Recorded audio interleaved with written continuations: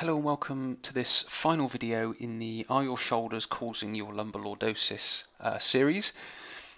This video we are looking at the trapezius muscle, which is this muscle here, the red one that's highlighted, that sort of spans 3/4 of your back or 2/3 of your back, and this is one of the muscles that holds your spine upright. It holds your upper body upright and holds you in that sort of proper position. It's one of the muscles, not all of the muscles, but it's one of the major muscles that does it.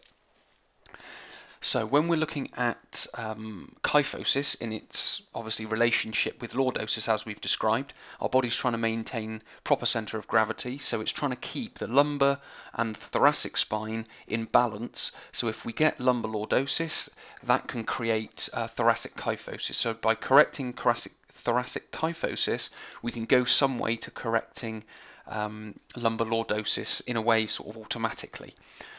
Now, one of the major areas of the trapezius that gets affected is this lower area here.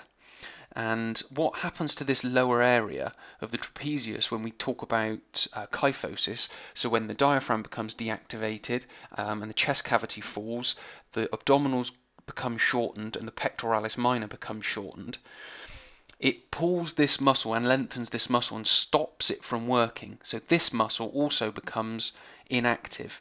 Now, another way that this muscle can become inactive is if the latissimus dorsi becomes too tight.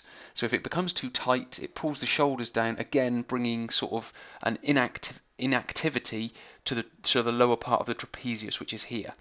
So all of the muscles that we need to, in a sense, work on is the diaphragm. We need to start breathing diaphragmatically. We need to start engaging our core properly, and we also need to start retracting our shoulder blades. So pulling our shoulder blades together, keeping our head up, and keeping the spine in its proper position. Because not just exercise is going to do that. Because let's say you sit down all day. And you only go to the gym 3 times a week. You've got 3 hours of exercise where you could be using your muscles properly, but then you've got 40 hours a week where you're not necessarily using your muscles properly. So obviously the 40 hours a week is going to override the 3 hours a week that you're doing. So what we need to do is we need to start focusing on proper posture, so getting our spine, our hips and our shoulders into their neutral positions. And if you go onto the website, you can find a article called Neutral Spine, and that will in a sense describe to you where that posture is. And if you want to sort of take this a little bit further, on the website also is a 12-week plan, all for lumbar lordosis. It's got all the exercises, all the stretches that are involved in the program. It's as simple, you just go on there, you download it, it all goes straight to your computer. You've got all the exercises, all the stretches, all the program cards for the 12 weeks, and basically you just follow it and just sort of continue as you do.